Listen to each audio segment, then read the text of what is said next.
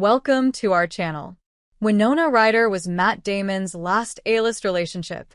Romance Rewind. Both easy on the eye and regarded as two of the biggest talents of their generation, Matt Damon and Winona Ryder seemed like a match made in Hollywood heaven. While their relationship wasn't as epic as some of their movies, it seems that both Ryder, now 52, and Damon, 54, look back on it fondly, so now it's time for us to do the same. Cast your mind back to December 1997 if you were born. Gwyneth Paltrow, not yet an Oscar winner nor the Queen of Goop, was dating Ben Affleck and was also great friends with Ryder. Paltrow introduced her friend to Affleck's BFF Damon, and well, this is where it all gets a little awkward because his Good Will Hunting co-star Minnie Driver thought she was still dating him at the time. It was only when Damon described himself as single on a talk show a few weeks later, in January 1998, that Driver realized they had, in fact, split. It's unfortunate that Matt went on the show, Driver told the Eld a Times later that year. It seemed like a good forum for him to announce to the world that we were no longer together, which I found fantastically inappropriate. Of course, he was busy declaring his love for me on David Letterman a month previously. Sure enough, he was soon publicly stepping out with Ryder across the spring awards season and enjoying double dates with Paltrow and Affleck. Look, these guys were all in their mid-20s at the time. Things get messy, we forgive them. Let's hope Driver does too. Everything Minnie Driver and Matt Damon have said about their relationship. How long it lasted. Despite their slightly complicated start, they ended up dating for 2 years. Serious, but not together forever serious. They just made it into the 21st century before splitting early in 2000. How it ended. This seriously A-list couple somehow managed to keep the juicy details of their relationship pretty private, splitting quietly in spring 2000, with Damon denying rumors that he was involved with Penelope Cruz. Their shared love of privacy might also be why, ultimately, both moved on from such a high-profile pairing.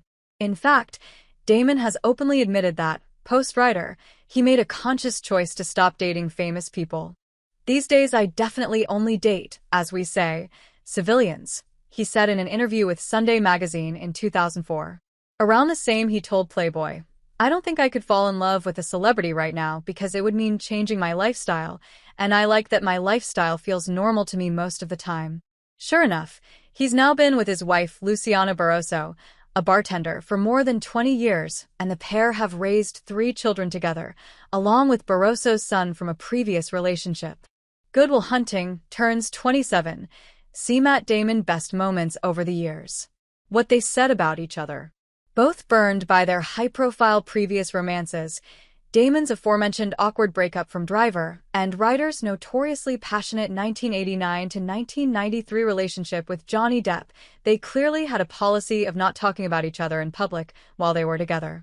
While promoting Girl Interrupted around the world throughout 1999, Ryder was tight-lipped about her boyfriend, while Damon would also cagily dodge questions about his love throughout their relationship, usually just praising her acting skills instead.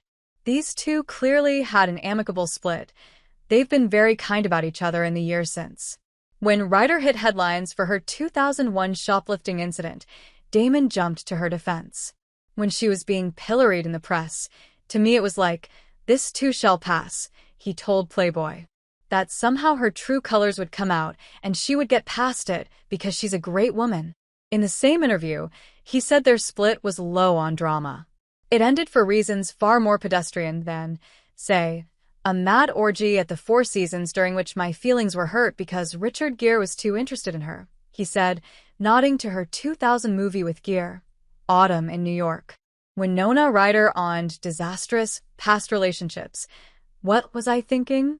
Ryder clearly appreciated the support from her ex, telling Black Book in 2009, Matt couldn't be a greater, nicer guy.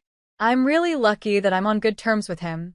In a 2016 chat with Interview magazine, she also quoted Damon as a source of career wisdom.